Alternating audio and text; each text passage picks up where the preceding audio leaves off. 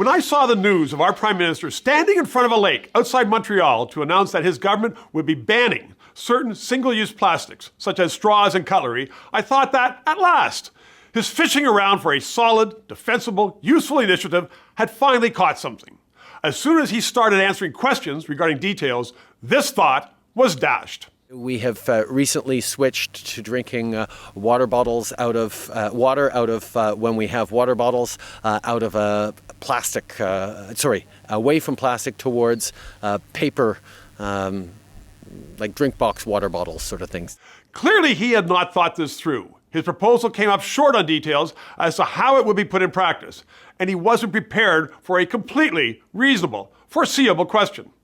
Did no one remind our Prime Minister that most Canadians happily drink the water they get from their taps?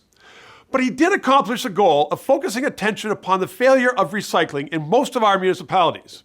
In the Greater Toronto Area, less than 70% of all material set aside by families for recycling is actually recycled. 30% of the stuff that families dutifully sort goes to landfill. The story gets worse elsewhere. In St. Albert, Alberta, glass bottles, which anyone would think are the easiest to recycle, are no longer accepted for curbside pickup.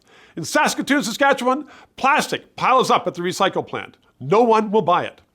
And a respected study estimates that less than 10% of the world's plastic gets recycled. The rest is garbage. And we all know where that ends up. Some of this can be blamed on consumer confusion. In certain municipalities, black plastic is not recyclable. In others, it is. Why the difference? There's no clear answer. But if we cannot recycle it, then why do we use it? Why is a part of a pizza carton that has grease on it so contaminated that the collection authorities toss that whole lot of cardboard into landfill?